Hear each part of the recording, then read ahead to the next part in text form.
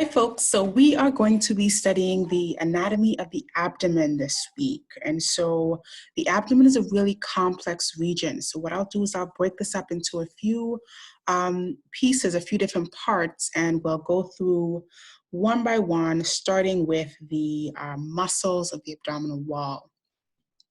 So the abdominal wall is made of a few important muscles. And just like what we saw with the layering of the intercostal muscles, we also have that here in the abdomen. So we've got the external oblique muscles, which have fibers that are running anteriorly and inferiorly.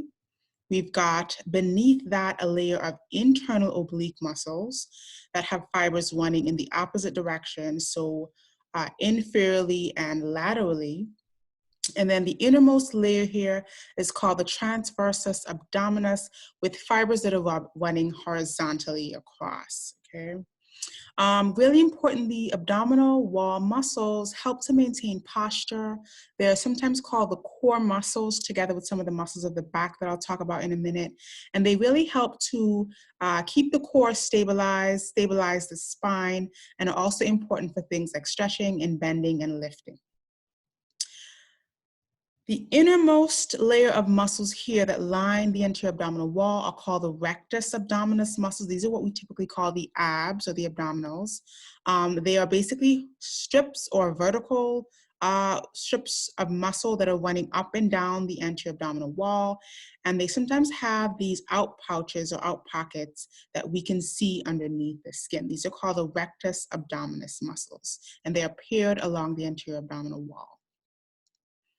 Overlaying the rectus abdominis muscles, we have this connective tissue sheath called the rectus sheath, which is shown here in white. And that helps to define as well as sort of compartmentalize the rectus abdominis muscles. Let's look at some of the other abdominal muscles. These are some of the posterior muscles that are involved in sort of those general actions that I mentioned earlier, the core, which help with stabilizing the spine and so on. So we've got quadratus lumborum. These are usually underneath the kidneys. So in terms of our general abdominal anatomy, we can find these muscles underneath both of our kidneys. So the kidneys are usually located around here. We've got the psoas major muscle. We talked a little bit about the psoas major muscle. It's involved in hip flexion, as well as the iliacus, which is found here along the iliac fossa. So this is our ilium. This is the iliac fossa here, and then this is the iliacus muscle. So we talked about these two muscles in a prior unit where we looked at the lower limb muscles. And so we talked about both of these muscles coming together to form the iliopsoas muscle, which inserts on the femur and is involved in hip flexion and then knee extension as well.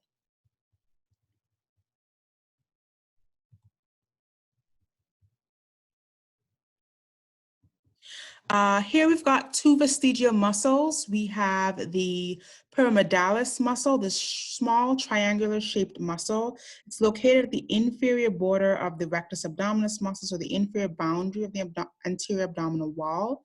And then we've got this other small, mostly tendinous muscle, which is called the psoas minor.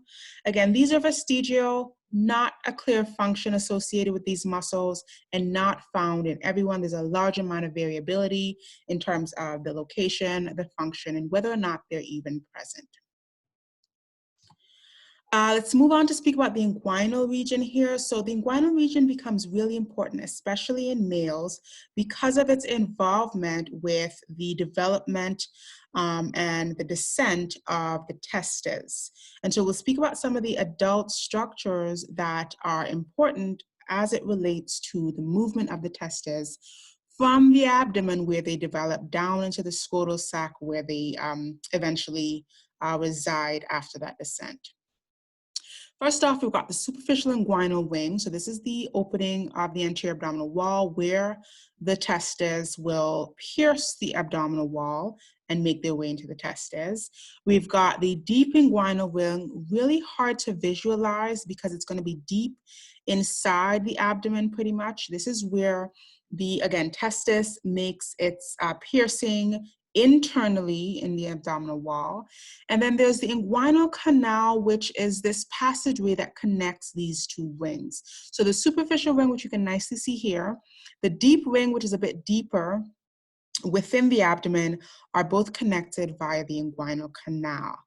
We can also speak about the inguinal ligament. So there's this ligamentous attachment that is found here at the inguinal region. It's a really important landmark for demarcating the inguinal triangle, which has the femoral vessels that we talked about in the lower limb. We also can speak about the penile suspensory ligament, which helps to anchor the penis to the anterior abdominal wall. It's really important in terms of maintaining an erection. And then lastly, we can look at the inguinal crease or the inguinal line, which is a surface landmark denoting the inguinal region that we just spoke about. So here we can speak about that inguinal crease or inguinal line, which can be seen on the skin as a surface landmark. All right, so let's get into the abdomen proper. So now we're going to start looking at the internal abdominal structures. And as I kind of mentioned earlier, the abdomen is a really complex region. We've got lots of systems going on here. We've got the biliary system with the liver. We've got the digestive system, which includes partly the liver, but also mostly the intestines. We've got the reproductive system, which is going to be the pelvis, right? We're going to encounter some of those structures as well. We've got the immune system with the spleen. We've got the renal system with the kidneys, which are at the back of all of what we're seeing here. So lots of different structures happening here, lots of different function, and we're going to kind of take it one by one and go through each of these. So the right upper quadrant houses the liver. We've got the gallbladder, which is right underneath, tucked in underneath the liver here. We've got the spleen in the left upper quadrant. We've got the stomach, which is usually in the upper left quadrant, kind of sort of off center here. And then we can speak about the colon, which is the larger part of the intestines. And then within this is the smaller intestines located here. And then towards the floor of the abdomen, we can speak about the bladder located here. And we'll also speak about the appendix, which is a part of the large intestine. So we also want to talk about some of the posterior abdominal structures, structures that we cannot see just by looking into the abdomen, because they're going to be buried underneath all of the organs and structures that we just talked about.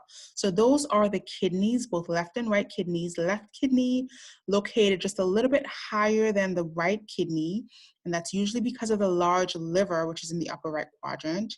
We've also got the inferior vena cava here on the right side. We know that that's the largest vein in the body that's bringing deoxygenated blood back to the heart, the right side of the heart. And then we've got the aorta here on the left, the abdominal branch of that aorta, which is bringing fresh oxygenated blood down towards the pelvis, abdomen, and lower extremities. And then the kidneys, which I mentioned before. So we start our exploration of the abdominal structures by speaking about the peritoneum.